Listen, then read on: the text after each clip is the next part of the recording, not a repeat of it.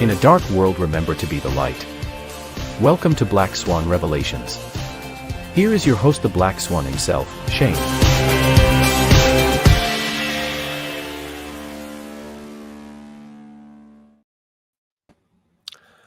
All right, welcome to Black Swan Revelations. My name is Shane, and today we got a fantastic guest, and that is, of course, Aaron from God a Minute. How you doing, brother?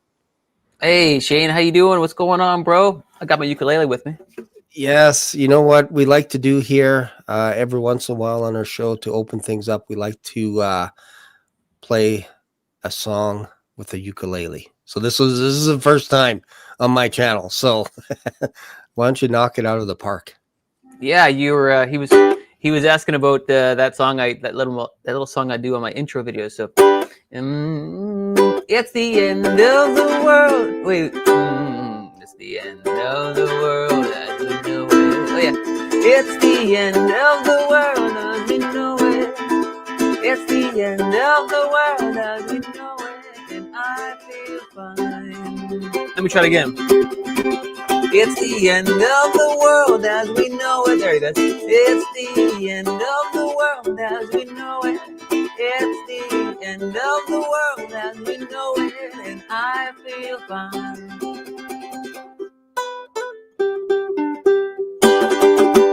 That was better the second time. Love it. Love it. You know, it's kind of, when you think about the song, it sounds a little bit morbid, right? But it's actually fun if you're a Christian. It's fun because we know what's in store. Got my end of the world cup coffee. What's it on the other side there? 2 scoops of hallelujah, 1 scoop of praise the Lord. Oh, I love it. I love it. That's awesome. We should exchange mugs. We should exchange mugs. I'll send you. And then I used to be really crazy, but people don't like the slurping sound. I used to slurp them into my mic and, all that. Yes. But you kind of need it, especially when it's late at night. Kind of need it.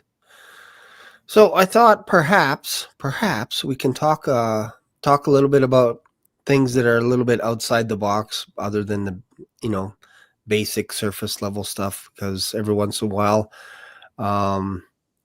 you'll run into people, whether over coffee or whatever, and they'll be like, "Yeah, you know what? I don't know.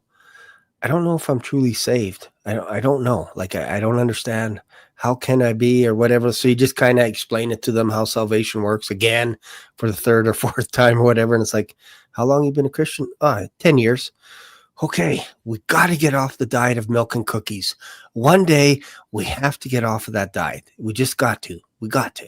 But every once in a while, you run into someone like Aaron who only eats steak. That's it. He doesn't have anything else but just steak and lobster and sushi and all this good stuff. So I thought perhaps maybe we can talk about this thing that I've been coming across in my devotion, just reading the book of Revelation. And I came across the concept of the Manchild. And I started thinking, I'm like, man, the first time I read this 3 years ago, I'm like, yep, that's Jesus Christ. Away we go. There he is, being born into the world. And then I thought a little bit longer, and I'm like, isn't the whole book of Revelation about something that wasn't revealed to us in the past? Isn't that what the book is about? Isn't there a lot of symbolism in the book? Isn't it just chock full of symbolism? So I thought I got to dive a little bit deeper, because it's starting to feel like, when I look at it, that perhaps, just perhaps, we're looking at a rapture verse here. So I wanted to get your take on that and see what you think. Absolutely. And I just saw in the comments there, was it to Annie, that she said we should cheers our coffee mug. So let's try and do that. Okay, here we go. Over here, try and here. Oh, I see. Okay, gotcha. Okay, I'll get it closer so we looks like we have a 1, 2, 3. King. Boom. Nice. There we go. That's See awesome. up in the clouds there, buddy. There you go. That's awesome. Okay, so you talked about the male child. Yeah, do you want to hear my perspective on that? Yeah, 100%. Okay. Well. Okay. Let's do that. First of all, I want you to tell me, am I crazy? Am I crazy? Does that make me crazy? Does that make me crazy? Okay, so you think the male child is, well, tell me who you think it is. I think it's the church. Okay. Well, I don't think you're crazy. I think you're bang on. So I'll get into that. So before we get into that, we got to read Revelation 1. Do you want me to share my screen perhaps? Pop it up here. And if you share it, I think it will come on, and then I'll just pop it up. Do you want full screen or do you want the little halvesies? I don't know. Do whatever you think is best. You might want to. Can you see what I see? Like my Bible app? There you go. Yep. There. Let's do this. Get the full screen. You tell me if you can see me okay. Yep. Yeah, it's Okay. perfect. So I'll just use this. I use the KJV plus. This app is called eSword. It's the KJV plus, and it's got the Greek words right beside the English words. I have a whole whack of translations, but the KJV plus is the one that has the Greek and the Hebrew. So if I'm on my computer, I like to use this one. So I have a hard copy where I use different translations. But anyway, the most important thing is to read is, first of all, Revelation 1:1, the revelation of Jesus Christ, which God gave unto him to show unto his servants things which must shortly come to pass. Okay, that's an important thing. So that means these things must shortly come to pass, meaning we're not talking about anything in this book that already happened. Good. So far, so good? Yep. I like it. That's a big deal. It is a big deal. Everything after Revelation 1:1 are future events, nothing from the past. They must surely come to pass. So when we get to Revelation 12, we don't want to just go, oh, the male child, Jesus, we're done. No. This is future. They must shortly come to pass. So that's one thing. And so Revelation 12, what we see here is we see a woman clothed with 12 stars and a crown and a feet upon her head. Okay, so let me just come over to us for a second, and I'm just going to stop the screen share, and I'll present it again in a second. Sure. And so what I'm going to say is going to upset some people. So don't let this upset you. Okay, And promise. yeah, don't call Shane crazy. Don't call me crazy. For some people, it is a hard pill to swallow. But I think this is important. It's actually a better support for the rapture. But the initial thing is going to sting a bit. Okay. The Revelation 12 sign, in my opinion, was not anything. It's not a biblical thing. So that's a hard pill to swallow because we've been founding our faith and our belief on September 23rd, 2017. It was the thing and the thing. And I'm going to explain to you with the Bible why it's not. I don't think it's a thing. But why I think Revelation 12 is specifically the church being raptured. And it's actually so simple once you see it. So absorb that pill, like digest that pill, that this Revelation 12 thing. That's a hard pill. Oh, yeah, man. that's a hard. Let's take a sip of it. Okay, so that's that. Virgo wasn't invented. Like the term Virgo wasn't even a thing back at biblical times, and Venus and all that stuff. And these are all moving lights in the solar system, and it's good to look at the stars and all that. But let's just use the Bible. Let's pretend that we don't have stellarium. Let's pretend we don't have the names of constellations right now. Let's just use the Bible to interpret the Bible, and you'll see it. You'll see what I'm saying. So I'm going to present that again. Absorb that pill, and then we'll get into the Bible here. So now, obviously, I could be wrong with everything. So take everything to the Lord. But don't get mad at me. All right. So just get even. We're back.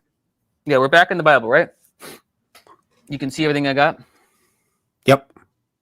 Okay. All right. Before I read Revelation 12, let's go back to Genesis 37. We're going to use the Bible to interpret the Bible. And this is Joseph having a dream. Joseph's dream back in the Old Testament.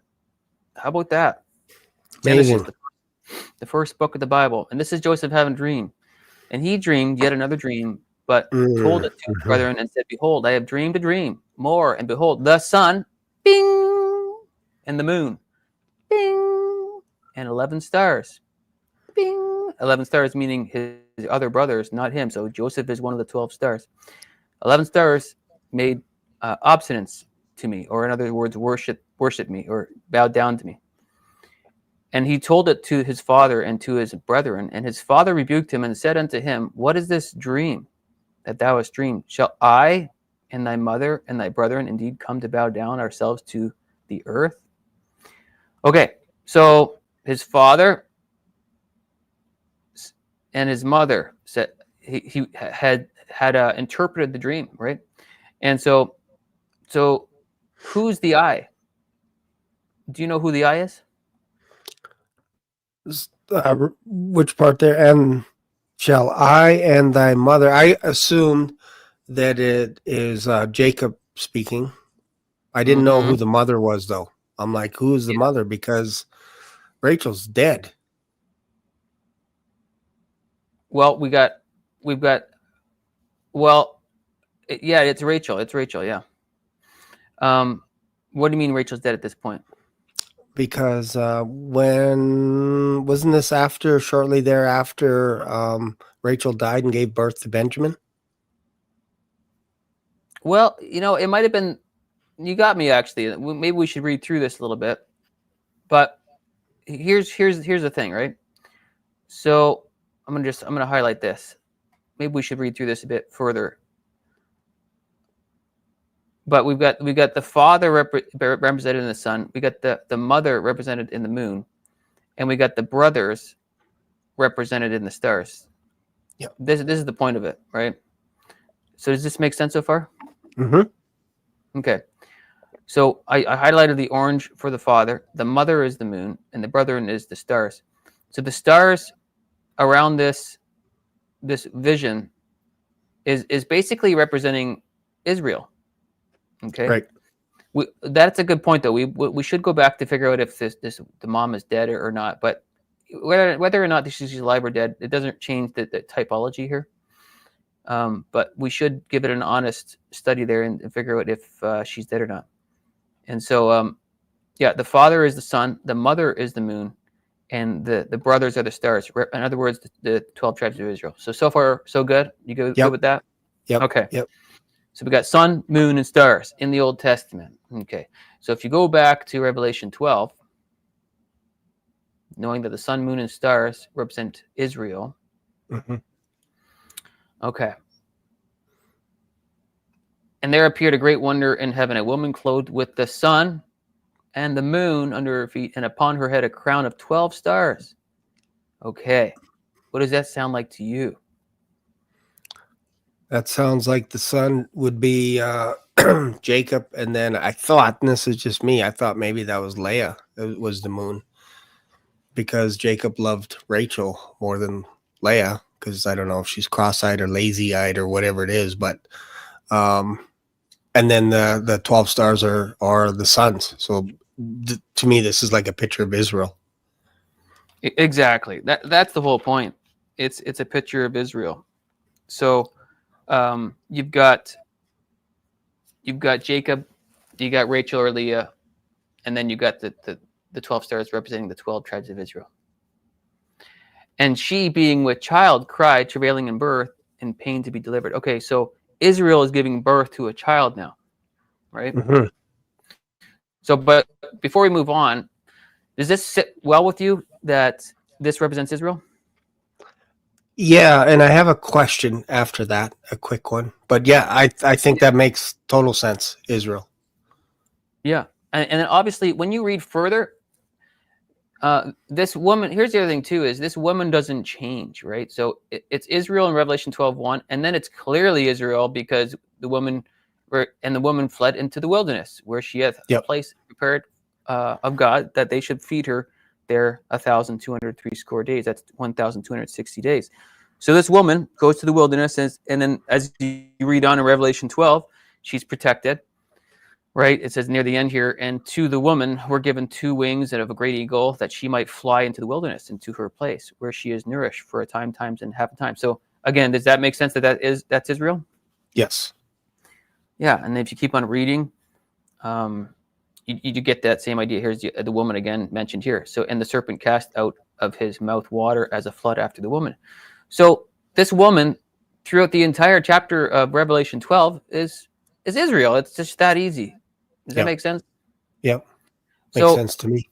Yeah. So in Revelation 12, it doesn't start off with being a star constellation, and then all of a sudden 5 verses later, it's not a star constellation.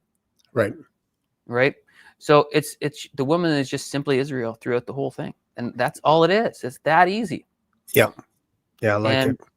And again, I'm sure some people are still having a hard time swallowing the pill, and I get it. It's a hard pill to swallow because that was so foundational for so many of us. Yeah. Yep. And I get it, man. I get it. When I started to understand this, I'm like, oh no, you know. Yeah. What have I done? What have we all done? Right. Yeah. So. Yeah. Well, anyway, and really for me, I kind of came to this conclusion yesterday, maybe this morning, because I was reading Hosea. And I'm like, hold on here. What's going on here with these 3 kids? You can look at it physically, or you can look at it spiritually, or as an image, or as a vision, or whatever that he had. Because there's a debate all across the board. Did this guy actually go out and marry a prostitute? And did he have a boy and then 2 daughters and all this kind of stuff? Or is God perhaps trying to tell us something through this prophet? Because there's three types of children. One is hated, and then the other one, the daughter, is basically wild, basically. And then the second daughter is basically almost like, you're not my daughter. You're from someone else, but I'm going to accept you, kind of thing. It's kind of weird. It's kind of a weird book. Yeah. So, sorry if I keep on changing the screen. Should I not do that anymore? No, that's fine. Maybe I shouldn't keep on opening and closing that. I'm sorry. No, if you don't, I do it sometimes by accident as well. So I just go back and forth. If we're talking, then I'll go away from that, and whatever you feel comfortable. It's easy. All right. Well, I got it back up, and if you want to put it back there to Revelation 12, and I'll open up that app again. So the woman is Israel. It's consistently Israel throughout Revelation 12. Okay. So who's this woman? I mean, who's this male child? Again, Revelation 1:1, these are signs of things to come. Signs of things to come. So let's just go back there and just nail that point home. Shortly, these are things which must shortly come to pass. Yep. Okay. So we're not talking about things that have already happened in 40 years ago when Jesus was born. We're not talking about the birth of Jesus Christ here, because these are things that must shortly come to pass. Now, this woman is simply Israel. So if the woman is Israel, is the male child really a single person? No. And I think that's the question that people wrestle with, because they maybe they go to Revelation and then they just see Manchild equals 1, and then off they go. They're off to the races without reading the Old Testament. Yeah, that's right. And there's so many Old Testament verses about a woman in travail. Mm-hmm. And so, but let me paint the picture here too. And before I read some of these verses, like the Catholic Church has really messed this one up, because they make a statue of Mary because of Revelation 12. They make a statue of Mary. They put 12 stars around her head. They think the woman is Mary giving birth to Jesus, right? So if you think that the male child is Jesus, is an actual individual, then you have to think that the woman is an actual individual. Then you got to say it's Mary. But then you got to go back and read Revelation 1:1 and say, oh, wait a second. This is supposed to be future events. Mm-hmm. So the woman isn't Mary, and the male child isn't just Jesus. I would quite simply say that the male child is the Holy Spirit indwelt church. And that's my easy explanation, but I'll read this. And she was with child, cried, travailing in birth, and pain to be delivered. And there appeared another wonder in heaven, and behold, a great red dragon, having 7 heads and 10 horns, and 7 crowns upon his heads, and his tail drew the third of the part of the stars of heaven, and did cast them to the earth. And the dragon stood before the woman, which was ready to be delivered, for to devour her child as soon as it was born. And here's our rapture verse. And she brought forth a male child, who is Yep. to rule all nations with a rod of iron. And her child, here it is, was caught up. And there's our harpazo word. Harpazo. Yep. There it is. Can't get away G727. from it. Yeah, you can't mess around with that one. Harpazo. That's the big one. G726. Was caught up to God and his throne. And then the woman flees to the wilderness at some point, right? So, but the idea here is the male child. And people get a little hung up with this because, okay, he's going to rule with a rod of iron. Okay.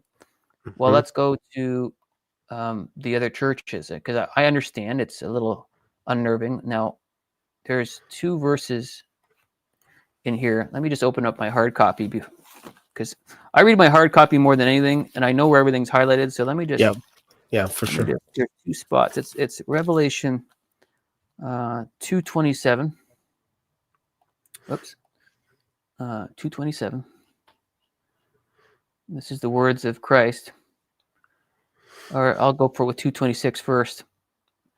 And he that overcometh and keepeth my works unto the end, to him I will give power over the nations, and he shall rule them with a rod of iron. There it is. Wow. Rod of iron. Okay. And this is Christ speaking, right? I think Christ saying, I will give power over the nations. I will give it. I will give it to who? To his male child, to the people that are co-heirs with him. I will give power over the nations, and he shall rule them with a rod of iron, as the vessels of a potter shall they be broken to shiver. And there's one more verse that really adds to this, and that's in Revelation 3. And then I'll open it up to if you have anything to say or question on what I just presented here. Revelation 3, verse. Just looking at my hard copy here. Just bear with me. Verse 21. Oh, I highlighted it. Okay, so to him that overcometh, I will grant to sit with me in my throne. Whoa! Even as I also overcame. We're gonna sit with him on his throne. Wow! Right. So Revelation 3:21 and Revelation 2:27. What's that? Can I just write down that word "sit"? I just want to write down the reference for that because I'm working on something on the side about the temple. What is that? Sit G2523. Okay, cool. Carry on. Yeah. So that's G2523 Cathazoa, and that's the sit. So that's this is how simple actually Revelation 12. It's actually so simple. It's so clear. Like the woman is Israel, the male child is the raptured church. That's how simple it is. Yeah, that's it. and I would say that the church, obviously, when you're born again, you have the Holy Spirit. You know, Christ is in you. That whole idea. So you can associate it with Christ or the Holy Spirit indwelt church. You know, that kind of idea. So somebody's asking in the comments, like, I think I know the answer, but maybe you can let the person, they're just saying, what's numbers for? The numbers, the Strong's numbers? Yeah, like the G2523. Why did I write that down? Like, what was that for? Oh, sure. Yeah. No problem. So, okay. So the original language in the Old Testament was written in Hebrew. So here's another translation here. As you see this is, let me just pick Genesis, for example. The Old Testament was written in Hebrew. Whoops. Go figure. I got to pick a different tab. So here's the original language in the Old Testament. And this is something I get super excited about. And of course, what every English translation has done, they've tried their best to translate from this. But you and I'm Canadian, and most people that are watching are probably American. And of course, there's a percentage of other people that are not, North American. We look at this, we just see a bunch of scratches, and we're like, what in the world is this? And so, the translators over time have tried their best to translate the original Hebrew and the original Greek. And so that's how we get, all these versions that we've got. And so the Strong's number is the number associated with the original word. So this first word of the Bible is Reshith. It's Bereshith. Bereshith means the the first, in place, or time, or in the beginning. So you know that first word of the Bible, in the beginning? Yep. Well, that comes from the word Rashith, and that's H7225.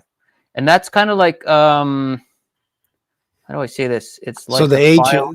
so the H is Hebrew. Oh, yes, exactly. H stands for Hebrew. So in the Old Testament, you're going to see H's before the numbers, and in the New Testament, you're going to see G's before the thing. Here, let me show you a better version now. Let me just go to King James. So this is King James. You notice here that it has H7225 and H430. So H430 means Elohim, and then of course you'll get the Hebrew here, and then that is the stuff that I like to get into, because that's Aleph, Lamed, Hey, Yod, and a Mem, and this all has a value. Every letter has an actual value. See, in Hebrew, there's no they don't have numbers like us. They don't have like a 4 and a 3 and a 0. Their one is this, and Aleph right here is 1, which is also an A in their alphabet. That's cool. Does that make sense? Yep. I like it. Yeah. So, and God's all into patterns and numbers, and so every word matters, every value system, everything matters. He is so calculated, it's crazy. And so these numbers here help you to understand things in a more complex way. So when you want to dig into things and have a deeper study, then that's what you do. You go into the Strong's number, and yeah, hopefully that answered the question. Yeah, no, that's very good. Thank you. Yeah. So how are we doing so far with all that? What I said earlier. So far, so good. I like it. So yeah, we've got the woman being Israel. We got the male child being us. But then you could start to recall all those verses in the Old Testament, like Jeremiah 30 verse 7. I guess I don't need to pull it up. Most people are familiar with this verse, but it says verse 6, I should say. Let me just start from verse 5. Jeremiah 30 verse 5. For thus says the Lord, we have heard a voice of trembling, of fear, and not of peace. Ask now and see whether a man is ever in labor with child. So why do I see every man with his hands on his loins, like a woman in labor? Whoa, a woman in labor. Of course, a woman in labor. Oink, Revelation 12. Oink, you know. And all faces turn pale. Alas, for that day is great, so that none is like it. And it is the time of Jacob's trouble, but it's associated with a woman in labor. And how about the New Testament? How about 1 Thessalonians chapter 5? Well, let's do it. I'm going to read a couple verses. 1 Thessalonians chapter 5. This is my hard copy. But concerning the times and the seasons, brethren, you have no need that I should write to you, for you yourselves know perfectly that the day of the Lord so comes as a thief in the night. For when they say peace and safety, then sudden destruction comes upon them as labor pains, doink, upon a pregnant woman. Oh, Revelation 12, wink, wink, doink. Oh, okay. And they shall not escape. But you, brethren, are not in darkness, so that this day should overtake you as a thief. And I don't know how it goes. So there's your woman in travail there. There's your woman in travail. What does Jesus say in Matthew 24? He says, in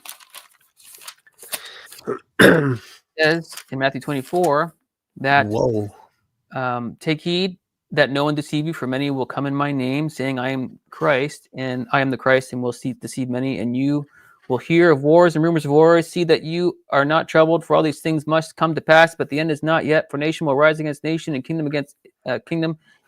There will be famines, pestilences, and earthquakes in various places. And here's the key, the verse 8. And these are the beginning of sorrows. But some translations will say birth pains. Birth pains. It's the same pain as a woman in travail. Jesus used now the woman in travail. So Jesus is talking about a woman in travail in Matthew 24, verse 8. Paul is saying it's going to be a woman in travail. Jeremiah is saying it's going to be like a woman in travail. Isaiah says it's going to be like a woman in travail. You're getting the theme here all over the place. Yeah, it's almost like it kind of feels like you can't get away from it in the Old Testament. You can't. Let me find another verse. I think it's Isaiah. I'm just trying to find it in my hard copy. I'm a little quicker with my hard copy because I know Isaiah 42:14. I have held my peace a long time. I have been still and restrained myself. Now I will cry like a woman in labor. Mhm. Oh, woman in labor, Revelation 12. Okay. So here's the issue, right? Somebody gets saved, like let's say they got saved like 3 weeks ago, and like they're like, Yep. oh yeah, Jesus, he's coming. What are they going to do? They're going to read the book of Revelation first, Yep. and they're going to be like, Worst, I have no clue almost, what I read. That's yeah, awesome. almost the worst place to go. In some ways, in some ways, but like in order to understand Revelation, you got to know the Old Testament. You just have Yep. to. I mean, there's so many other verses I can quote on, like woman in travail kind of verses. What's interesting to me that kind of jumps out, sometimes coming across stuff in the Old Testament with regards to a woman travailing, is the idea that you have a woman that's giving birth naturally, if you will. And then there's an instance where somebody is giving birth without travailing. Almost feels like very churchish in nature. Like if you tie that in, because if you look at Galatians, Paul's talking about two women, Sarah and Hagar, and she's given birth, has to wait 9 months, have another baby, wait 9 months, and then look at this, look at Sarah's having all these babies that are basically tying into Abraham. And there's only one way to do that. If you're born again, you actually enter into the same faith that Abraham had.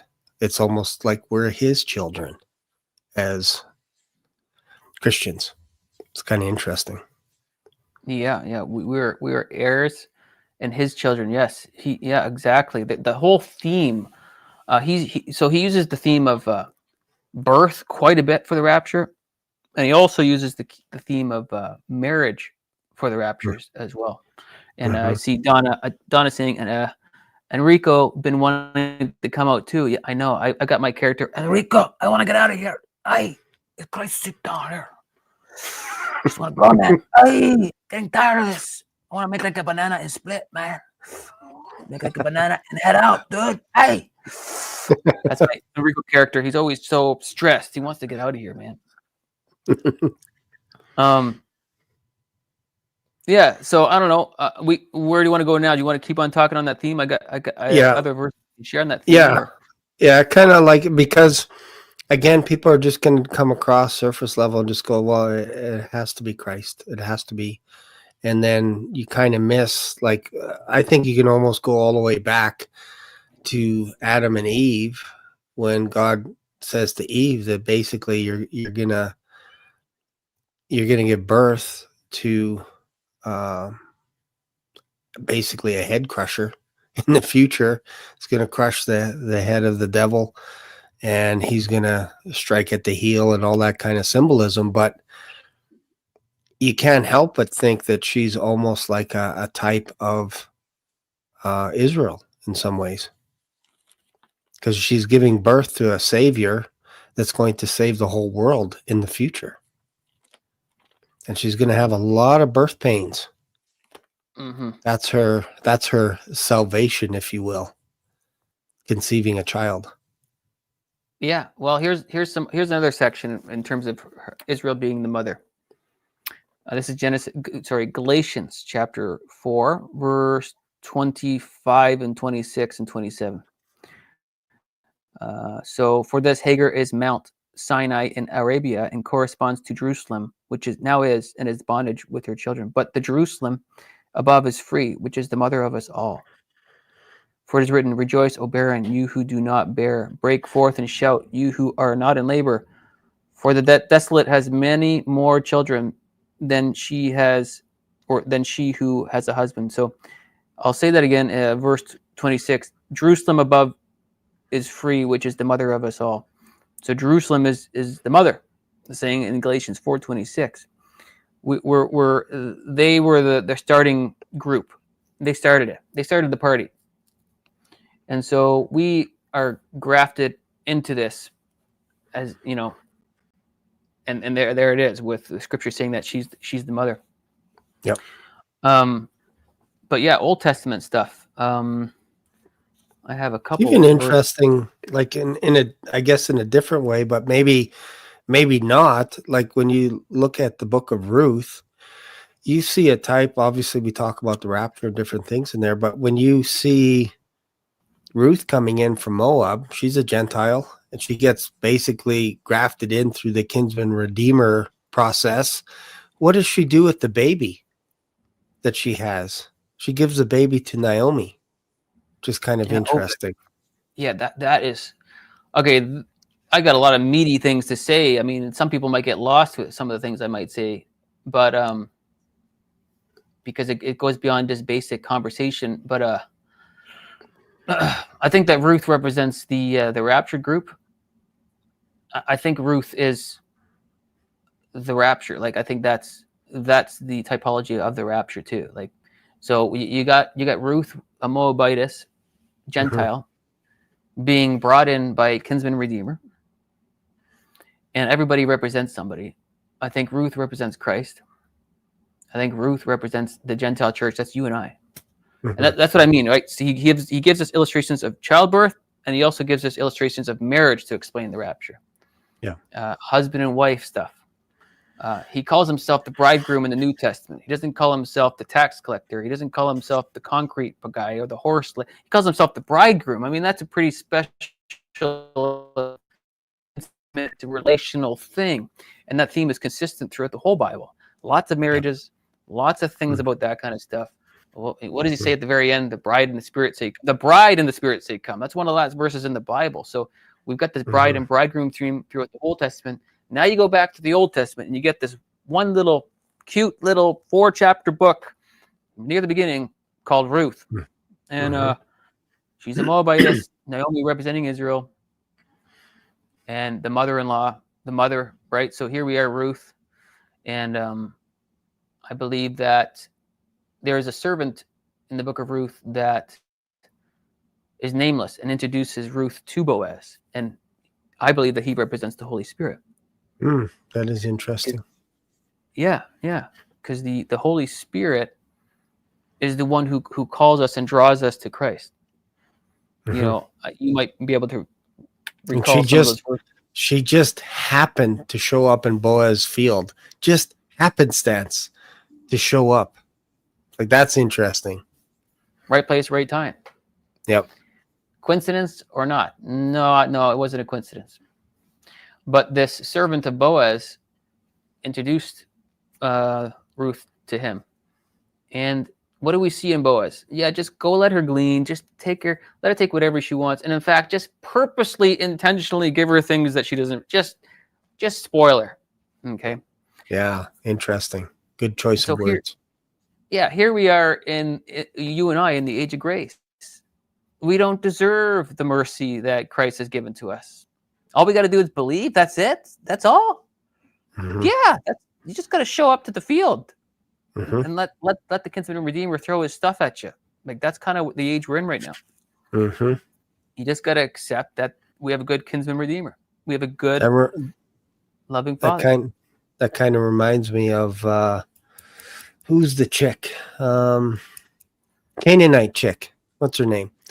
We don't know her name. She's like a Greek lady. She's like, hey, can you help heal my daughter or whatever? And she's like, we don't actually toss bread to puppy dogs, I guess. In some ways you can look at that. House pets. Some people would say Jesus was calling her a dog. You dog, get out of here, you dog. But it was actually almost like a term of affection. Like I would leave little food scraps for my dog because I love my dog so much. I would do anything for my dog. And she's like, even pets get scraps from their master. She's like, hey, you know what? Your faith has saved you. Go. You know, it's kind of cool. Kind of an interesting thing that he was saying, you know, I'm only here for the lost sheep and all this stuff. And she's like, yeah, I get it. And he's like, look, I don't want to waste giving bread to dogs kind of thing. And she's like, yeah, but even so, like even puppies get bread from the table from their masters. Like, you know what? I like you a lot. It's kind of interesting, right? Yeah, I think he was playing. I think he was. You know, you got to think sometimes when you read these parables and these stories where it's like that might have been a time when he was just being, I don't want to say playful, but maybe playfully testing her a little bit. Kind of feels like it a little bit. I wonder if he had a little smirk on his face, and I wonder if he was like, okay, how far can I push her? Yeah, yeah. Versus, I think we just look at it and go, he's giving her a hard time and all this stuff, and I'm like, I don't know, doesn't quite feel that way. I picture a kinder, more gentler Jesus in that scene, and more of a comical Jesus in that scene of this girl sort of wrestling to talk to Jesus, and I can't remember the exact healing she was requesting, but what was she actually? Do you remember what she was actually requesting? I thought it was her daughter was sick or something like that. That sounds right. Yeah, something like that. Yeah. There's been a few of them that have a sick daughter, so sometimes it's hard to keep track. It's like, my daughter, can you come see my daughter? Yeah. I think it was something like that. Canaanite woman, which is kind of interesting in some versions. Yeah. So, but yeah, Ruth. And then, so in chapter 3, now here's the cool thing. Here's the thing. So,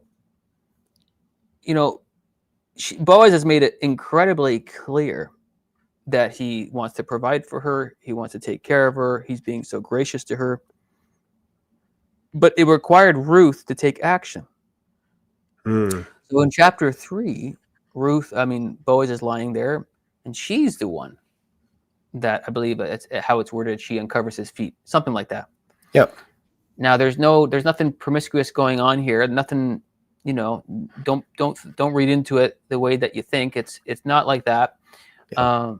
Like there's a lot of culture and but the main point here is it's our job to respond to Christ. Christ already did it for us. He already did the work for us. Just like Boaz said, go and glean and take whatever you want. I'm going to spoil you.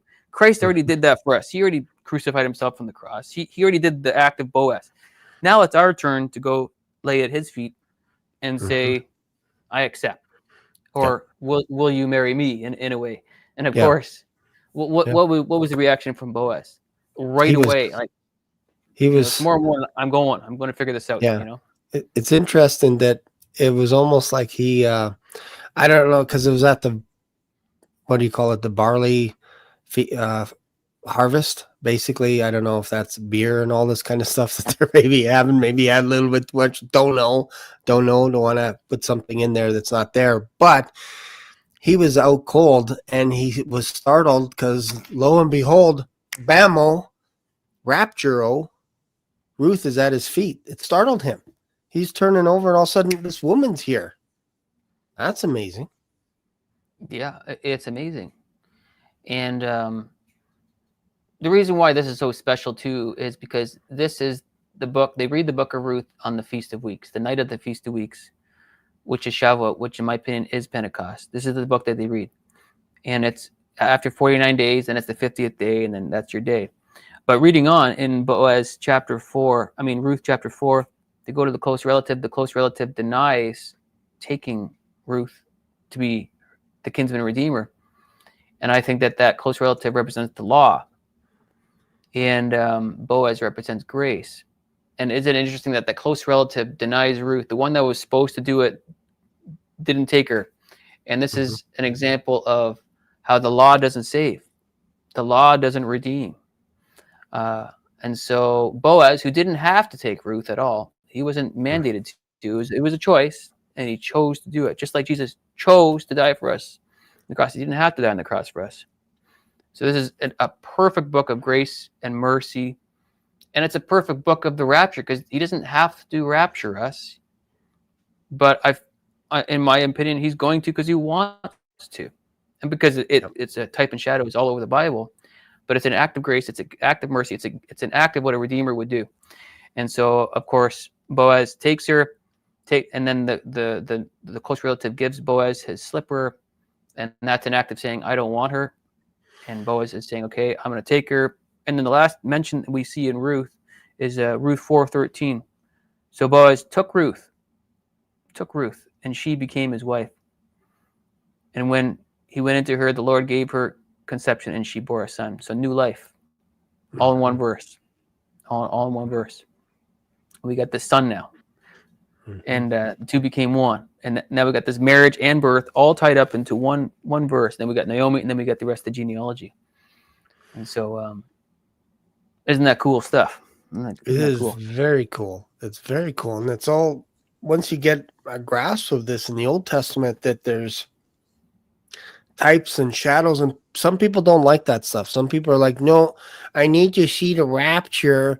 It has to say the word rapture straight out. And it's like, seriously? The Bible's not even in our Bible. English isn't even in our Bible. So what are you talking about here? Yeah, I mean, so Chuck Missler says it really well. Prophecy is pattern. So, in other words, pattern is the prophecy. If you see something happen in one way, it's going to happen like that again. God doesn't change, so God's actually really predictable. And you see all these patterns and times in the Old Testament where somebody had an escape or somebody got saved in some way, shape, or form, or was elevated at some way, shape, or form.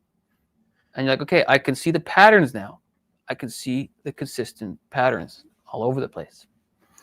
Then you start to see it, but you won't see it by just reading one single verse. I mean, there are verses, but you're going to see it more by reading the whole Bible over and over a couple times, and you start to see the patterns. Yeah, and you that's what I look for. Exactly. Yeah.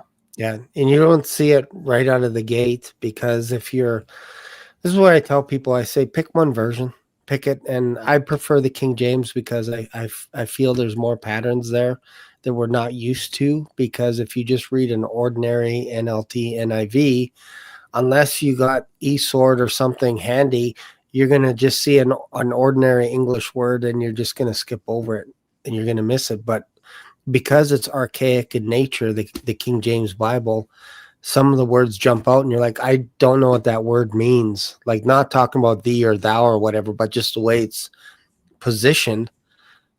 Then you dig into it and you're like, oh, I see. So when we're talking about sitting or sitteth or sit or seat, we're not actually talking about a brown chair that people sit in or a recliner or a piece of furniture. We could be talking about authority, transitioning. Like when Solomon sat in the room of his father David, he didn't go into his bedroom and sit down. But if you just read it haphazardly, you're going to go, well, this is kind of weird. David's now dead and King Solomon's sitting in his bedroom. That's so weird, because it says room. That must mean he's in his bedroom. Shane, you're a heretic. It says room right there in English. And I'm like, yeah, but English is kind of a funny language. You can have several meanings for one word. We all know this. This is why we got horrible grades in grade school and high school, unless maybe it was just me. But my punctuation, not so good. Grammar, not so good. Thank God for these little pieces of software that can help you piece things together in an email. Oh yeah, yeah. And all these tools we have, I like to read all over the place. I like to get in. Like, I've got Hebrew interlinear Bibles and Greek interlinear Bibles, and my computer app that you guys were seeing. I think it's awesome. That's called eSword. I like my hard copy, and I like to write notes in my hard copy. I got scribble marks all over the place. Yeah. So another verse that I just have open here is Micah 4, verse 9 and 10. Now, why do you cry aloud? Is there no king in your midst?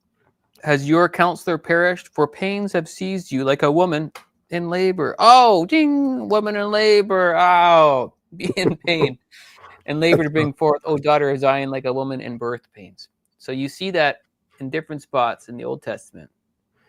And then by the time you get to Revelation 12, you see, okay, then a woman brought forth a male child. Like, oh, now the Old Testament makes sense. That's what the whole Old Testament was talking about. There's going to be a big, massive childbirth one day. Or in other words, there's going to be a bride that's taken to the groom someday. Oh, okay. There you go. Yeah, it's interesting. And that doesn't happen overnight. Like, You have to dig. You have to study. You have to dig. You have to. I don't know. I think it pleases the Father when we do this. Like I think Jesus Christ is smiling. You know, God the Father is smiling, and we have the Holy Spirit. If we ever get stuck and we're like, okay, I need to know what this verse is. I'm really trying to figure this out. I don't want to go to commentary for someone else that has done all the hard work and studying for themselves. I don't want them to tell me what they think. I want to get it for myself in the Word, and then once I get it, I don't mind talking to Aaron or someone else or whatever, and then I can start piecing things together. But I don't just go to someone and say, "What do you think?" And they'll be like, "What?" Well, this verse here, and they're like, "Well, what does it say?" I don't know. I want you to read it. I want you to read it for me. I want you to write a 500-word essay for me and tell me what that means. And then I'm going to tell everybody about that on YouTube and say, this is what it means. But it's not here. It's not in my heart. Yeah, well, we just got to benefit from each other. Like, there has been so many times, like I have a hard copy amplified, which I'll admit I love it, because there's been so many times that I've been stumped, and then I go to my amplified and it adds extra words to explain. I'm like, oh my gosh, that makes sense. And then I go back to my New King James and okay, I see why I didn't understand that right. So, read whatever version you think is good for you. Like, I know you say you like the King James. We were showing King James in the computer there. My hard copy is New King James. I use King James, but when I'm stumped, I love going to my amplified hard copy. It's been a blessing to have it. It's got me out of a pinch many times. And then there's commentaries in there, and like I agree with 99% of the commentaries in my amplified. Sometimes I'm like, I think they got that one wrong. So you still have to have a Holy Spirit discernment. Even when the amplified's trying to help you out as best they can, in the commentaries, and it's just, it's just a joy to study. That's all it is. It's really just a joy to study. Yeah, I think so too. And what I find is with a lot of the commentaries, they say some people say this, some people say that, and I'm like, well, I could do that. I could do that. I think some days when I wake up, it's this, and other days I think it's that. But I do like that piece of software. I think I'm going to be using it when I do a Bible study live and just do a deep dive. I think it's actually good to do that, to dive into the Hebrew, the Greek, whatever, all that kind of stuff. I think it's important, but it doesn't take away from your devotional life. Like if you don't have a devotional life where you're like just waking up, for me anyway, I like reading first thing in the morning. I get it out of the way. It's so routine. Every time I pick up my cup of coffee now, I think of Scripture. So if I go out for a coffee, I'm thinking what I read this morning, because if you ever read the book Atomic Habits, this is my mechanism that triggers me to go read my Bible. Because I'll make a pot of coffee, I'll put the cup in, I'll go get cream or whatever, and then I'm already opening up my Bible to sit down. That's my pattern over the past 3.5 years now, that I haven't missed a day now, because I have a pattern. But that pattern that habit doesn't happen overnight. You have to do it consistently, so much that now it's just, my wife will say, you know what else this Bible does? It actually closes. You should just close the Bible and go to bed. Come to bed. That's funny. Yeah, Billy in the comment section is, Aaron, can we have a dance party? We'll have to do that soon, Billy. I like to have live stream dance parties where I just jump around and have fun. That's funny. Maybe sometime. I mean, at the end of the day, the moral of the story here with translations is, ultimately, we have this book. Why? Why do we have this book? Because we want to understand God. We want to have an understanding of our Father. We want to have an understanding of Jesus and the Holy Spirit. We want to get to know Him. And so whatever translation and the way that you study is going to help for you to get to know Him, like actually know His head and His heart, then do that. If the King James is the one for you, then read it. But if you ever get stumped and you're like, I don't get it. Mhm, Don't be afraid to mhm. try to read commentaries and just dig around. For sure. Right? So just to help you know and understand God, that's the whole point. The whole Yeah, point is not to read the right book, quote unquote. The whole yeah, point is to get to know him. yeah. And And it's however that's almost, going to help, go for it. So it's almost like the commentary to me is like training wheels. Once you get comfortable enough, you can take those training wheels off. yeah. You still might wipe out once in a while, smash into a telephone pole or whatever, but that's okay. Just pick yourself up. You got your little helmet on or whatever. Keep going. It's okay. Yeah. And ask brothers and sisters like us, like what we're doing right now. We're helping to explain the scriptures right now. And that's a good thing. And Yep. you know, we're not talking in a particular translation style right now. We're just being normal people talking it out. Yep. And so you got a community of online people here trying our best to explain the scriptures and study with you. Yep. And it's so cool. It's so cool to glean from each other and to learn. Yeah. And What's Yeah. what's interesting is I don't know, my wife's not here right now, but she reads the New Living Translation. She reads it. She reads the New Living Translation. Oh, I know. It's weird, right? But she actually was the one that prayed for me because I wasn't reading my Bible. She prayed for me that I would get a hunger for his word. And then I just happened to grab the King James Bible. I wasn't a King James guy. I just picked it up and away I went. where you went. Yeah. That's and good. You know what? I don't have an opinion on NLT. I don't have one. I've never really read one. I've heard good things. People that read it, I've heard good things. So that's all I'll say. I don't know. My brother who was a pastor, he liked that one a lot. He liked the NLT. I think he had a lot of versions, but I remember him recommending it. So, Yeah. but I got nothing to say. I've never personally read much of it. So, Yeah. Sometimes when I get into heavier studies, I'll look at 30 translations of the same verse. I'll get a perspective of what they're all saying, and then I'll go to my Hebrew, my Greek, and then of course King James is always in the mix. And then, okay, I think I understand what's going on now. You know, so Yeah. But yeah, I any other study things that you were interested in aiming towards, or? The temple is kind of an interesting thing to me. I've been talking about it on my channel. Again, when Jesus was talking about the idea of destroying the temple, and then in 3 days I will raise it up, the Jews got mad at him, thinking that he was going to destroy their physical temple, and in 3 days raise it back up when it took, I think, like, I don't know, 46 years, or I don't know how long it took.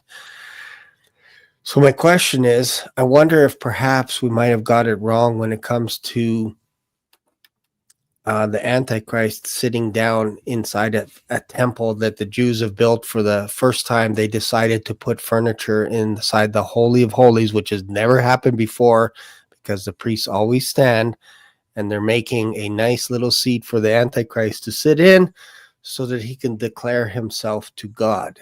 And I feel like there's something deeper than that, because when, again, like I mentioned, when you see the words like sit, seat, like we're seated in heavenly places right now. I'm here, but Yeah. there's something to do with authority, all this kind of stuff. And I was just wondering if you ever tackled that about the third temple. You know what? And all that stuff.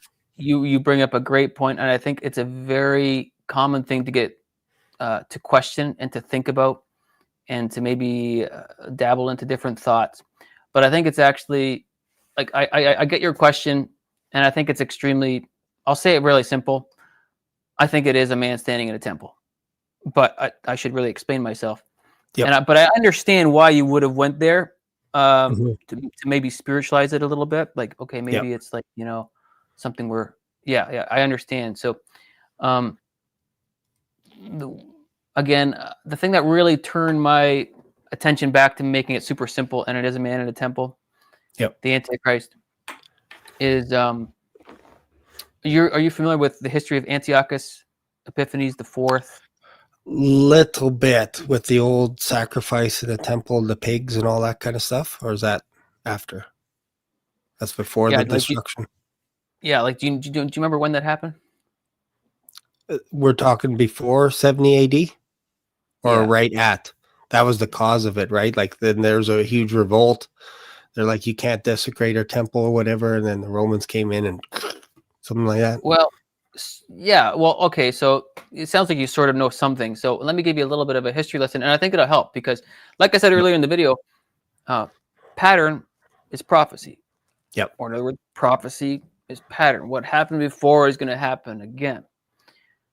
So Daniel 9:27 says that he will make a covenant with many for 1 week, and in the middle of the week, he'll end sacrifice and all that. So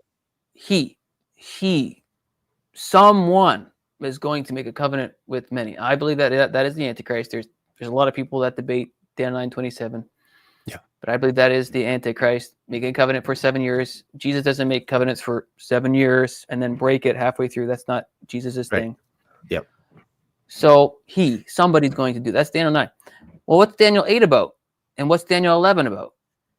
Well, it's about this character named Antiochus Epiphanes IV, who in 165 BC, in and around that time, he came in, took over the Jewish temple, changed their laws, changed their programs. He burnt the Jewish Bibles. At that time, they weren't called Bibles, but you know what I mean, the Torah. Scrolls and all that. Scrolls. Yeah. If he would burn them, if women were caught circumcising their babies, he would kill the babies and hang them around the mother's neck. Horrible. And so he set up a statue on Hanukkah on the 15th day of the 9th month. And then 10 days later, he set up a pig. And that was sacrificing a pig on the altar was not accepted by God. So it was really profane the altar, set up a statue, idol worship, and he killed people. Right. This is what Daniel 8 was talking about, and Daniel 11 was talking about this man who came in and took over. And Daniel 9:27 was saying, okay, there's going to be a man like Antiochus Epiphanes the fourth in the future. And so what did Jesus say in Matthew 24:15? He said, when you see go ahead. Yeah.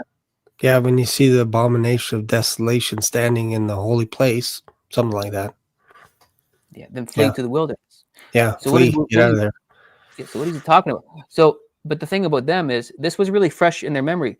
This was only 200 years ago that this happened. So for them, they all knew who Antiochus Epiphanes IV was. It's kind of like for us, Hitler was 80 years ago or something like that? Yeah. 80, maybe more. Yeah. But like everybody knows who Hitler is. It's fresh. Very fresh in our history. So when Jesus was on the scene, he was basically saying, okay, there's going to be a guy like Hitler that's coming around at the end time. When you see the Hitler, take off. So then when you go to 2 Thessalonians chapter 2, when it's talking about a man standing in the holy place, he's actually talking about a man standing in the holy place.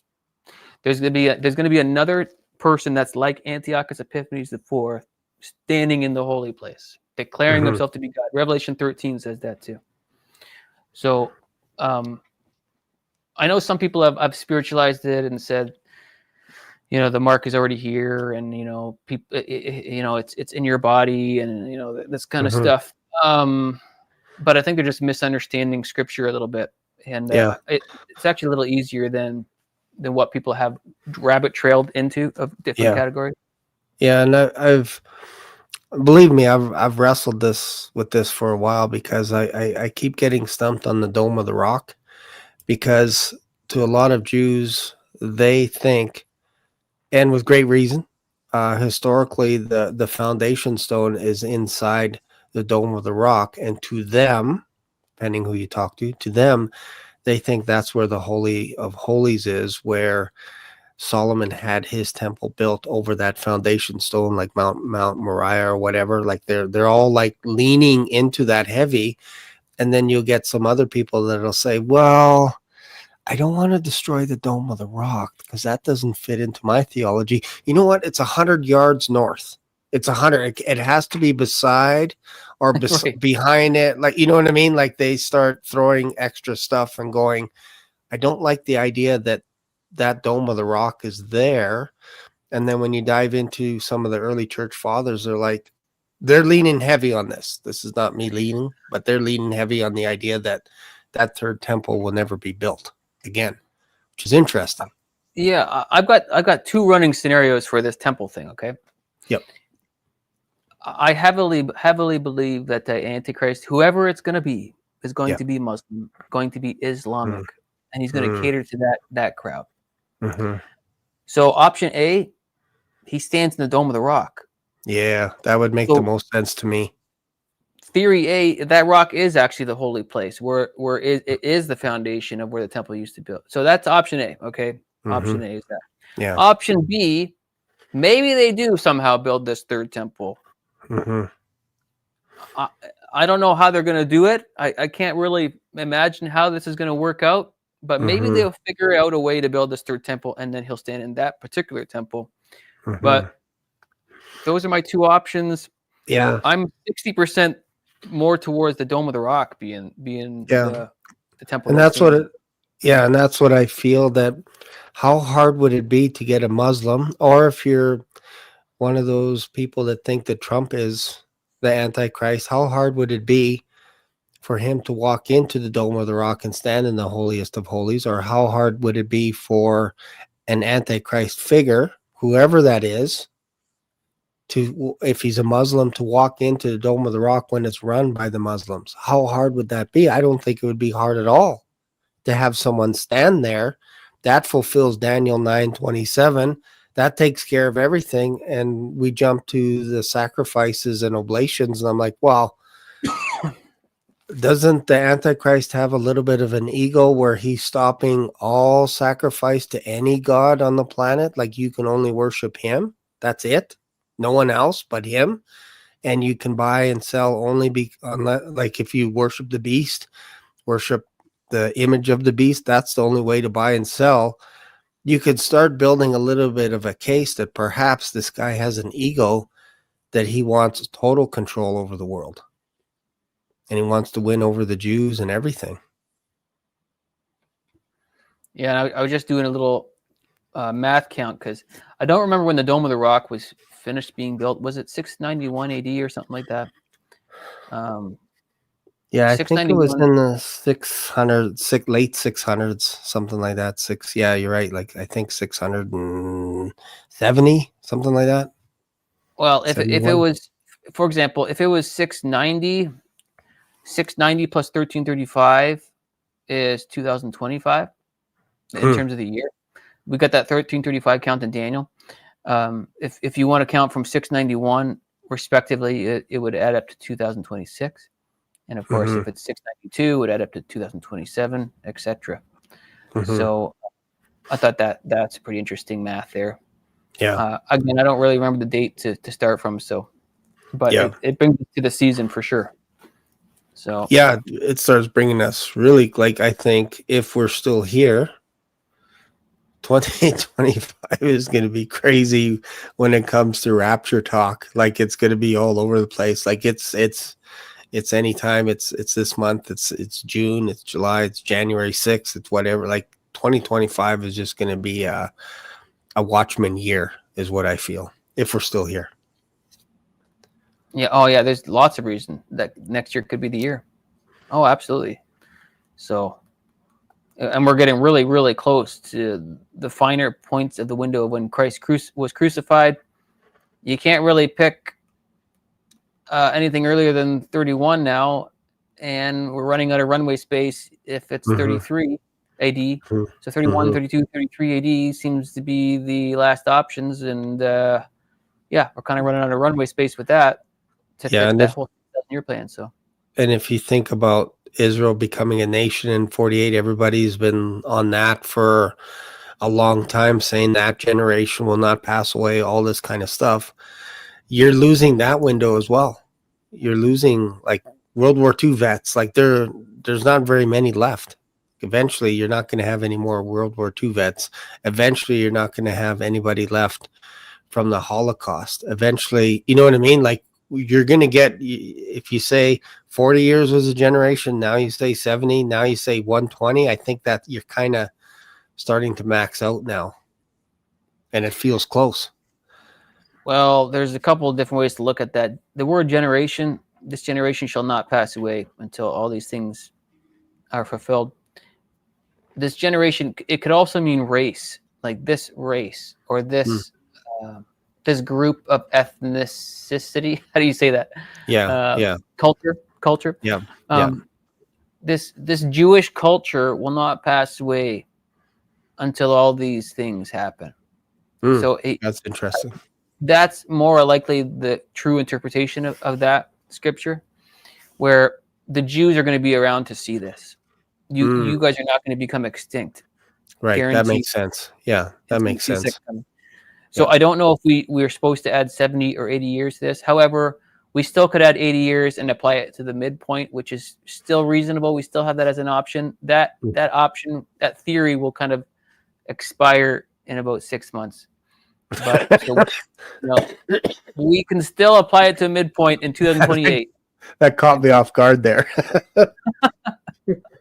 Yeah. We have expiring thoughts. It's so funny. I like it. I like that theory that, like, okay, so like I'm pointing at June. I'm thinking June might be the season, June 2025, because it's Feast 2 Weeks. I like that as a possible rapture date. Yeah. If you add 1260 to that, that gets you to 2028 Hanukkah. And 1948 plus 80 years is 2028. Hanukkah being the potential midpoint when Antiochus set up his abomination. That works out pretty well. It actually works out really good as a potential midpoint in 2028. Fulfills the 80-year thing. That works out well. But the biggest thing this year that I'll say that I don't want you to miss, or anybody else to miss this, is I did a video a couple months ago where I was mentioning where Jacob was 84 years old, in my opinion, in my math. 84 years old when he married Leah and Rachel. And 1948 plus 84 is 2032. Second coming, right? Potential second coming when he marries Israel again, symbolically when he comes back, restores everything. Remember how long he worked for Leah and Rachel? It was 7 years at the beginning. Yep. Yeah. Jacob's trouble, 7 years, 2032 minus 7, 2025. That's pretty good stuff. I like that math a lot. And that's an exciting thing. So there's a couple 84 things. Anna the Prophetess was 84. And there's a few other things that I can't remember off the top of my head right now, but it fits quite nice. I'll say that. Yeah. Yeah, I think 2025 is going to be a big year starting in January 6th when CERN gets activated on January 6th. They're taking a Christmas break. They got to take a Christmas break from December 21st to celebrate Christmas, and then they're back on. They're going to be activating the particle collider, and then we're going to change Jiffy peanut butter or Jif peanut butter back to Jiffy peanut butter. Let's bring it back. Bring back the Jiffy peanut butter. Yeah. What'd you say? January 6th? Yeah. So say that one more time. On January 6th, what's going on? CERN is going to get running again. Like, they're taking a bit of a break with their particle accelerator. I always joke about multiverse stuff. Like, hey, the Nelson Mandela effect and all this kind of stuff. Like, I remember Jiffy peanut butter. Now it's Jif on the shelf. I hate that. I can't wait for CERN to turn back on, create another parallel universe, and then now it'll get back to Jiffy peanut butter again. I'll be so happy. So they're starting up again with their particle collider January 6th. Well, how about that? It's kind this world's a TV show, isn't it? It's just so wild. I know, it's like you could make a TV show out of that, right? Like a science fiction show or whatever. But my show, sometimes I talk about conspiracies. I go a little crazy. I go down a rabbit hole, and then I try and get my way back up out of the rabbit hole as quick as I can and be normal. Yeah. But yeah, like, so I like the idea of the rapture being presented in the book of Revelation. And I like the idea that you have types and shadows and hints like galore in the Old Testament. Like, you can't get away from it. Like, it's all over the place. It's all over. The mystery to me a little bit is Who was Jacob talking about? And kind of hinted at that a little bit. Just who's he talking about? And he's talking to Joseph and saying the sun, the moon, and 11 are we all going to bow down? Is your mom going to bow down? And then I could have swore, maybe I'm wrong, but I could have swore Leah had already died, or Rachel had died by then and given birth to Benjamin. And then I'm like, okay, well, who's Joseph thinking that his dad is talking about, because his mom is dead? Is Jacob saying, well, is your mom, who is actually not your mom, going to bow down before you, which is actually Leah? Like, it's kind of weird that she gets buried with Abraham in his tomb, but Rachel does not. She dies on the way, like in Bethlehem, weeping and all this kind of stuff, and travailing, if you will. And as soon as she gives birth to Benjamin, she passes away. It's crazy. Yeah. And then she was trying to name Benjamin. Oh, okay. It says Some weird name that was a little bit negative. A little bit negative there, Rachel. Yeah. So in Genesis 35:18, it says, and it was so as her soul was departing for she died, that she called his name Ben-Oni, but his father called his name Benjamin. So Ben-Oni meant son of my sorrow, but he called him Benjamin, which is son of my right hand. Son of my right hand. So that's in 18. When did Joseph start having his little dreams with his brother? So that would have been 37. So I guess Rachel was dead at this time. And in terms of Leah, I'm not quite sure, but it was clear that Jacob knew what the sun and the moon meant. That was for certain, you know. Yeah, because he seemed to ponder it or something, or put it in his little pocket. I'm just going to put that in my pocket for a little bit, almost like Mary thinking about it a little bit when Jesus is like, can't I go into the temple for a little bit? Can't I hang out in my father's house for a change? Can I do that? And then Mary just hung on to that for a little bit. You know what? I'm going to simmer on that. I was going to ground you for a little while, but I'm going to simmer. I'm going to simmer on it. But we know it was Rachel because it says your mother, and Joseph, and that would make sense. It felt weird that she's not there, and he's saying, "What is she going to bow to you now? Are we talking heaven? Something? I don't know. Some spiritual." I don't know why Jacob would say that, because I think Joseph would be looking around. Who are you talking to, Dad? What are you talking about?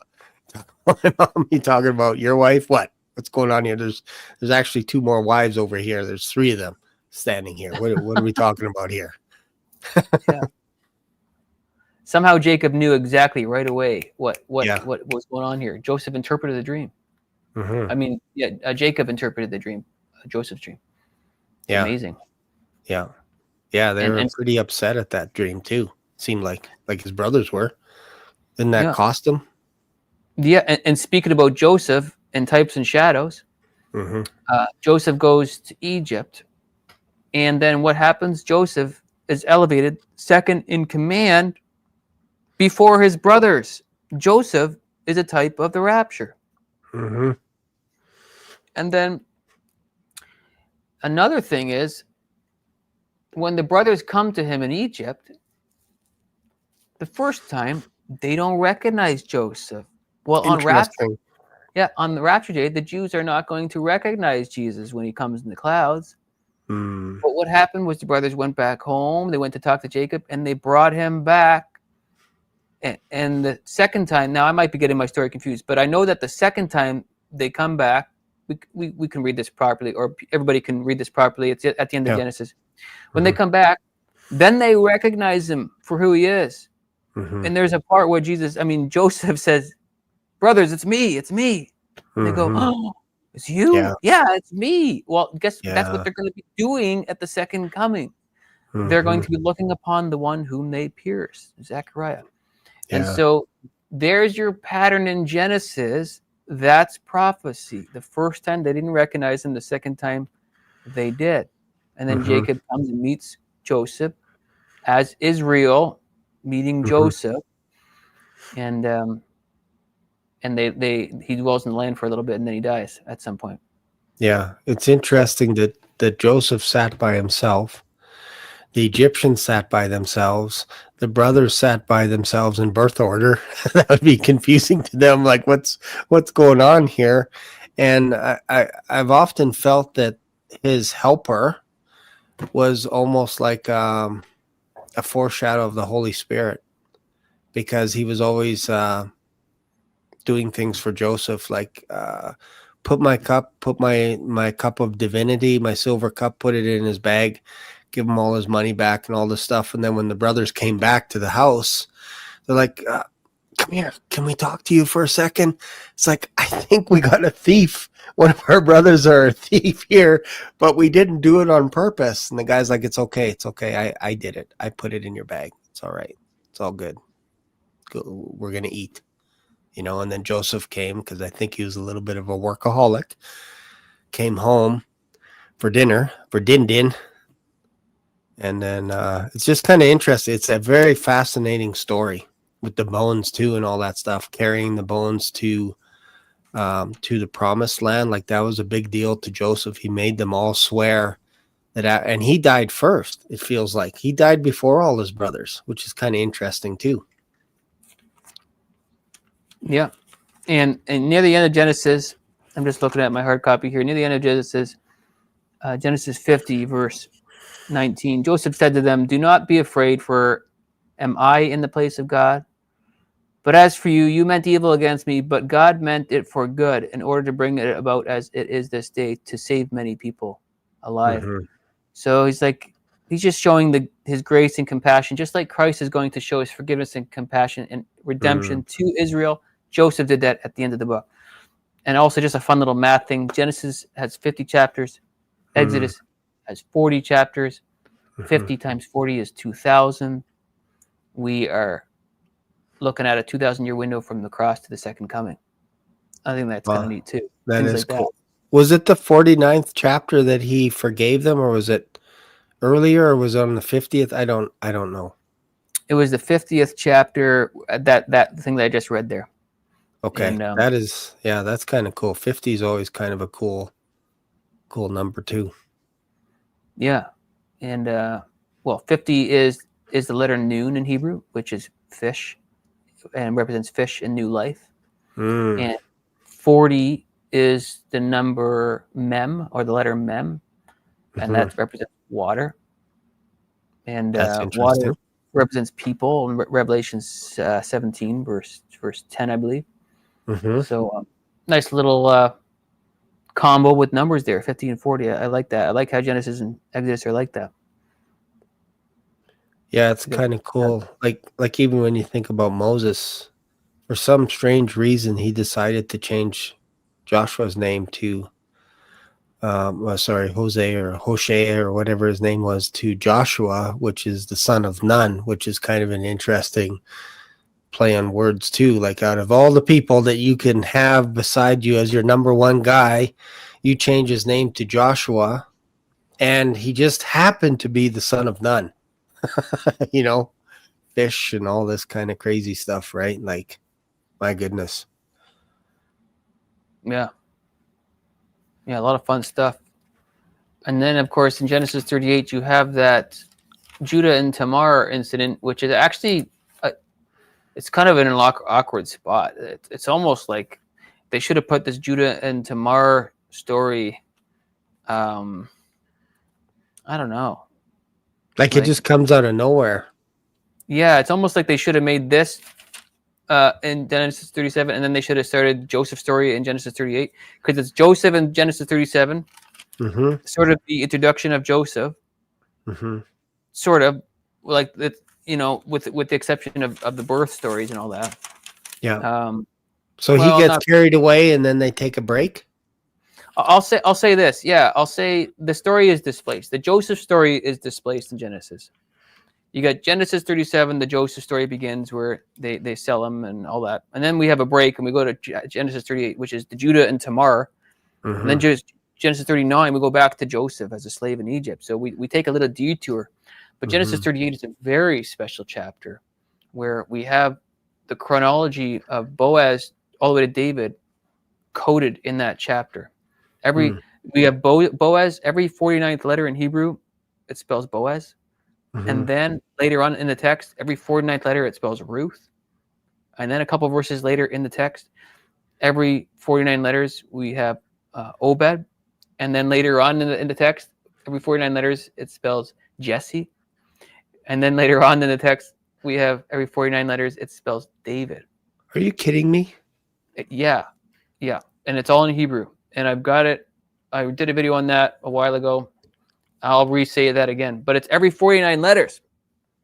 It Wow. tells you the genealogy that is listed in the book of Ruth. Isn't that cool? That is cool. It's wild.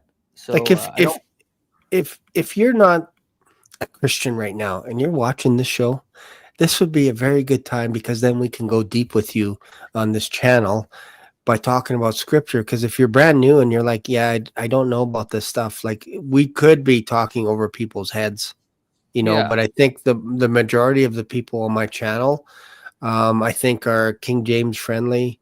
I think are end times friendly, rapture friendly, pre-trib friendly, Israel friendly.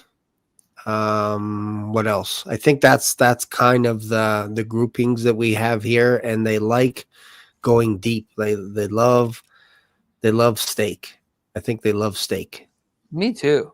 I mean, I like small talk and having fun, but I do like to get excited about the deeper stuff. And here, let me show you what I've got here. I'm going to try and turn my camera around, and Okay. hopefully it's going to be okay, and we can see this Hebrew.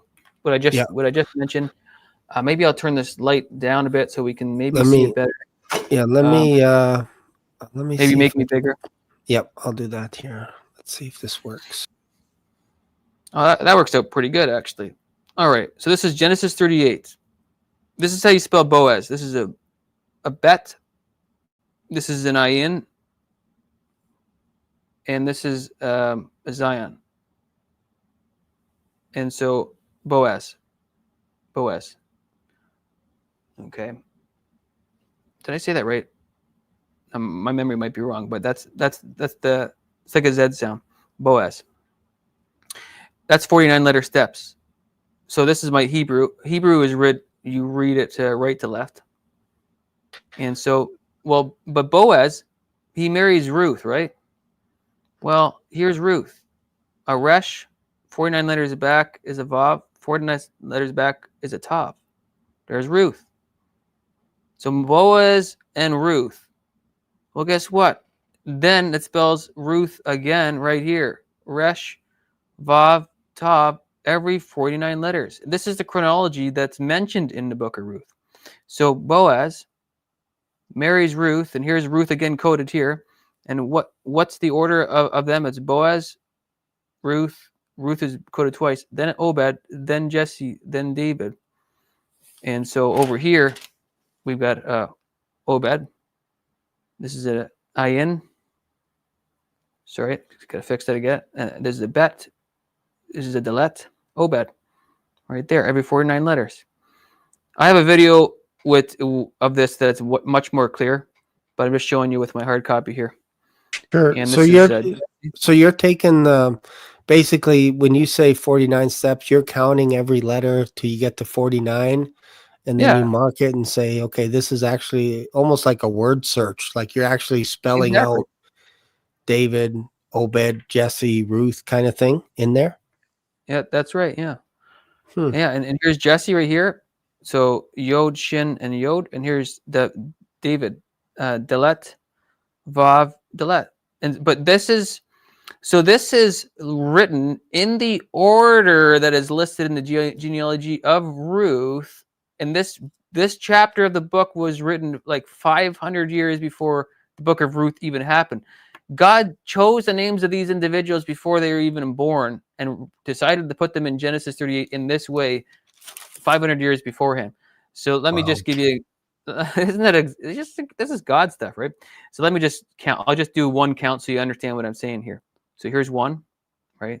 1, 2, 3, and then over here, 4, 5, 6, 7, 8, 9, 10, 11, 12, 13, 14, 15, 16, 17, 18, 19, 20, 21, 22, 23, 24, 25, 26, 27, 28.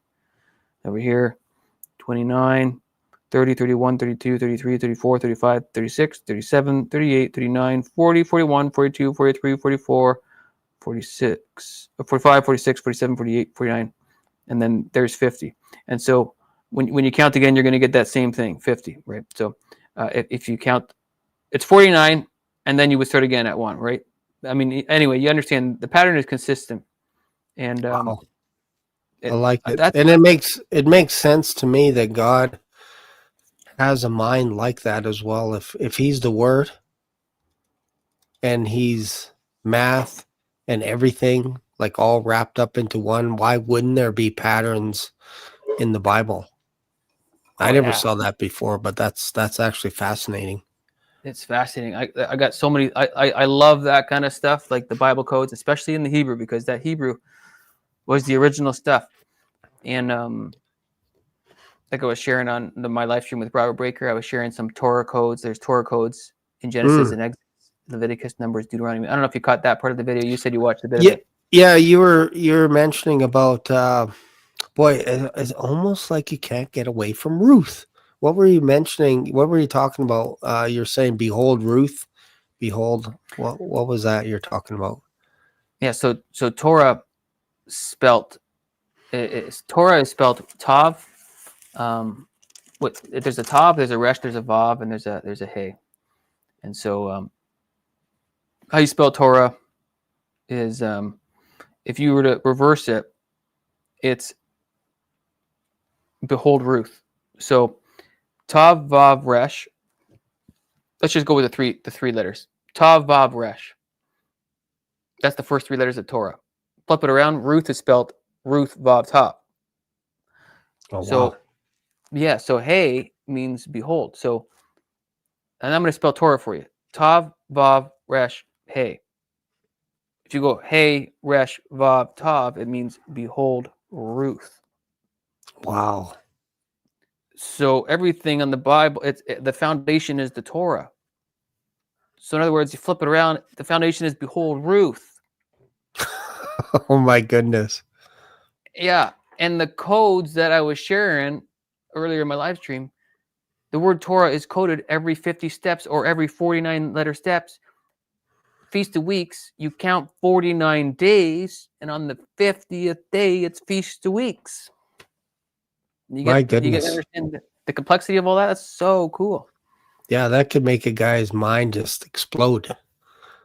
Yeah, it's so fun. It's so fun. I think it's like, I don't know when he's gonna rapture us. Okay, I don't know, but I just, it's gonna be so cool to get there and for him to say, hey, I wrote it in my Bible over here. I wrote it over there.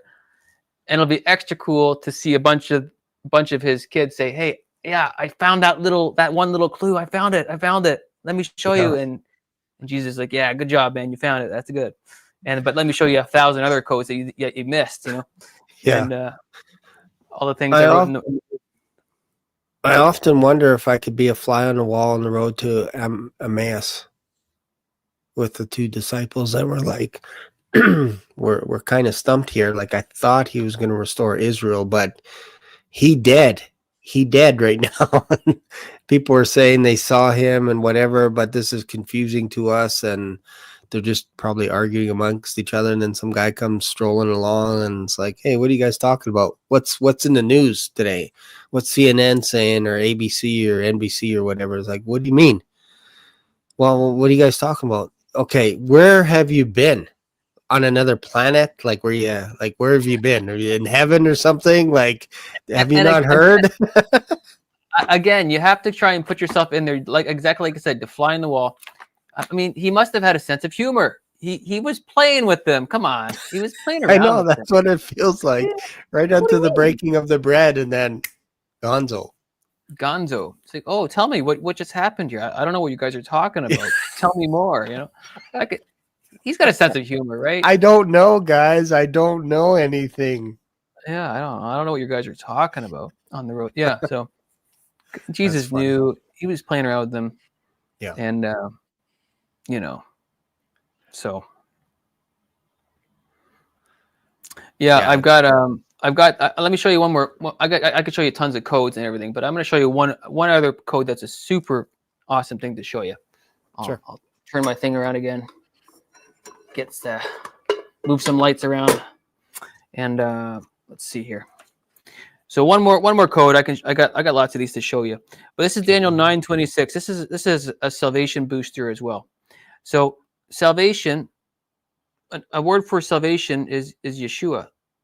So H3442, you can reference that Yeshua, and Yod Shin Vav Ayin. That's Jesus' name. So Jesus' name is Yeshua. Well, Daniel 9:26 is talking about Jesus dying on the cross for us. It was a prophecy of him dying on the cross. And after 62 weeks, an anointed one shall be cut off and shall have nothing. Okay, so that's talking about Jesus being crucified on the cross for us. In Daniel 9:26, Jesus' Hebrew name was Yeshua. And again, it's spelled Yod, Shin, Vav, and Ayin. Well, in Daniel 9:26, when it's talking about Yeshua dying on the cross for our sins, in Daniel 9:26, every 26 letters, it spells his name. Yod, Shin, Vav, Ayin. Yeshua is his name. Jesus, Yeshua, which means salvation, died on the cross. It was prophesied in Daniel 9:26, and every 26 letter, it says his name. If that ain't a salvation message, I don't know what is. That's incredible. So Wow. Thanks for letting me share that, bro. No, I can actually do this all night, just so you know. But out of respect to your time too, is there anything else that you want to talk about? Because we can kind of do final thoughts kind of thing to but this has been amazing. I love your heart. I love your passion for the word. It clearly bleeds through the screen. Clearly, you can't fake this stuff. Can't fake it. It's good. Yeah, I mean, we can have some closing thoughts here. And this has been a lot of fun here. For me, I just want everybody to be saved. I want to inspire. I want to inspire Christians. I want to encourage Christians. But ultimately, step one, I want everybody to be saved. If you're unsure about Christ, this book is real, and I say that genuinely. Look at what the things I just showed you. A man didn't write this Old Testament or the New Testament. God orchestrated it with his Holy Spirit and wrote this down. He put the patterns in here for us logical people to find it.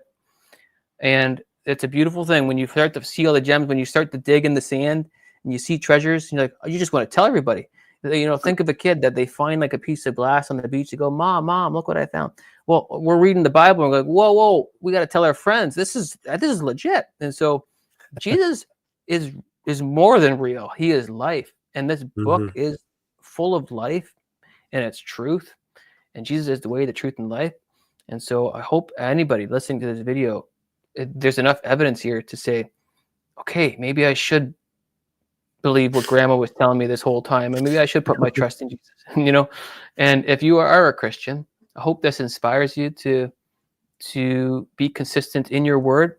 I'm actually just like Shane. I read the Bible every morning too. I read it with a group in my Discord channel. We read it together. We read about 4 chapters a day, Monday through Friday. We read it as a group. It usually takes about an hour and a half. And that's part of the reason why I'm getting more understanding, because I read it with a group. It's been really special to do that. And we just finished reading the Bible together collectively. We read it through once. It took us 15 months to do it.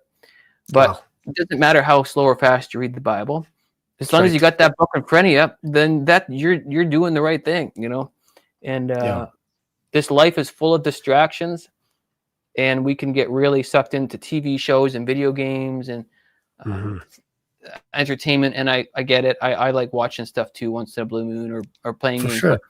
But you know what? At the end of the day, we want to really make sure we really read our Bible, especially in the times that we're in. It's the end times. It just is.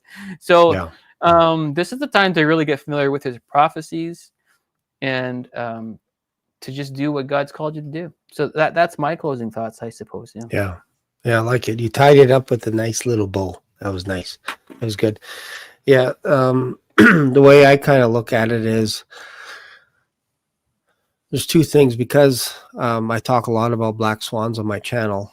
We don't know when the next black swan event is. That's the nature of a black swan. That's the DNA, if you will. It causes a lot of damage almost overnight, and you can't see it coming. And it causes a financial tumult throughout the whole world, usually like overnight. Like think of 9/11. That was a major interrupter. Think of Pearl Harbor, 1942. Yeah, the Japanese knew they were invading, but the United States was asleep.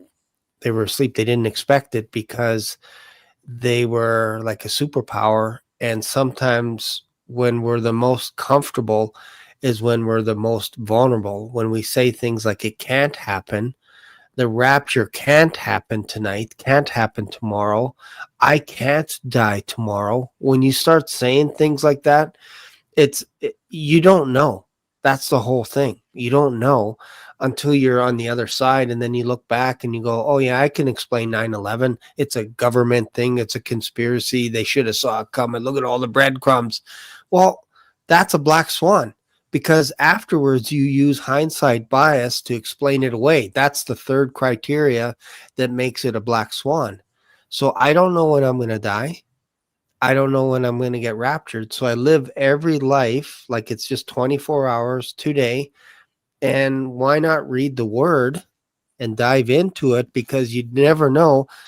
You could be in eternity tomorrow. Well, we are in eternity, but you know what I mean? Like we're that close. We're that close right now. It's kind of like all hands on deck. So it's Yes. like, okay, it's real. This is real. The baby's actually coming. Like we're 10 centimeters dilated. Yeah. In the grand the water's broke. The forceps are there. Everybody's gathered around the bed. Everything is there. What else do you want us to say? Like, so it's like, it's time. It's time. So, and if anybody wants to, in particular, read with our study group, you're more than welcome to do that. So, I've always got links in my description box. So if people want. Okay. So they would just go to your channel, which is Got a Minute, even though our videos take a little bit longer than a minute. It's kind of a weird name for your channel. It should be like Got 3 hours. Yeah, it's changing. It got 3 hours.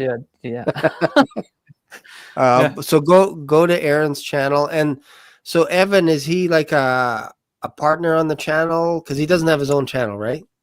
Yeah. So how Got a Minute works here is, so I've got my YouTube channel. I've got a Facebook group. I've got a Telegram group. But the main two areas that the Got a Minute ministry, it really is I put out regular content on YouTube. I do my regular videos. I do live streams. I do some shorts. But doing it for about 4.5 years. And then since 2020, I also had an app called Discord. And Discord is where you can do voice conversations like this with a group of 10 or 20 people or 30 people in a voice channel. Everybody just hops on. It's not a video. It's just a voice. You could hear everybody. And of course, you could turn your video on if you want, but most people just do voice. And we just read the Bible together. I read a chapter, then we talk about it, read a chapter, talk about it, read a chapter, talk about it, read a chapter, talk about it. And that's our Bible study.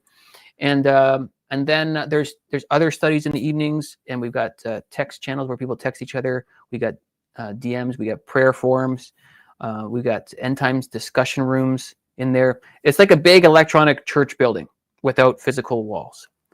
And I like it. So it's a huge blessing, and if you want to stay connected in that way, that's an awesome thing to do. So so when you say you do like live streams on YouTube and stuff, are you saying like you do it every day or once a week, or what's your generally speaking?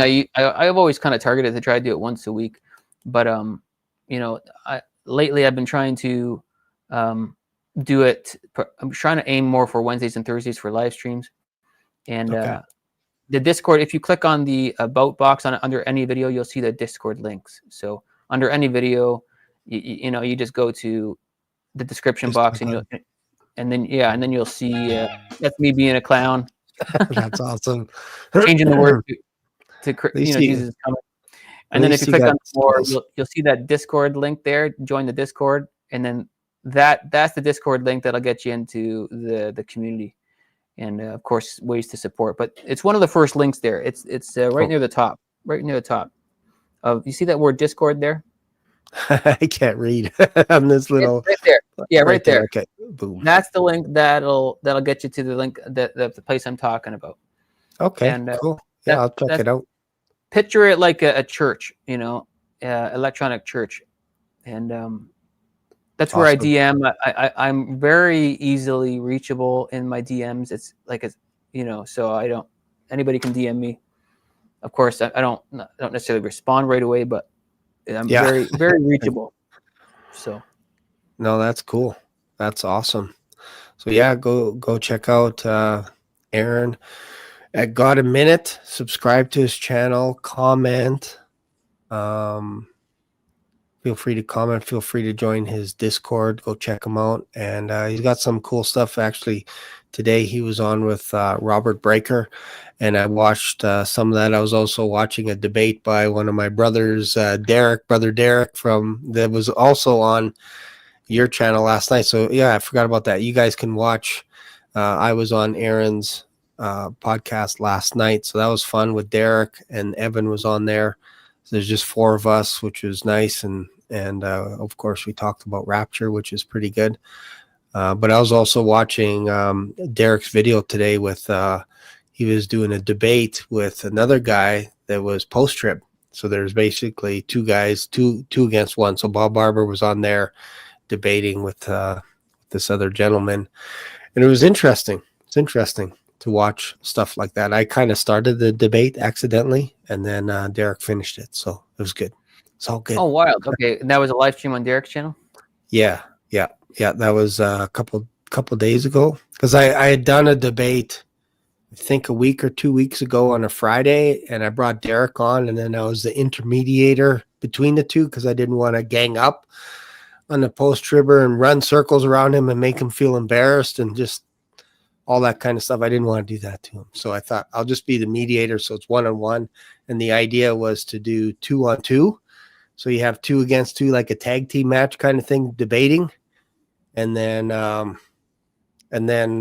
Derek took it over to finish it because Bill just kept saying, hey, debate me. And I'm glad he was bugging Derek about it, because it's like a little brother.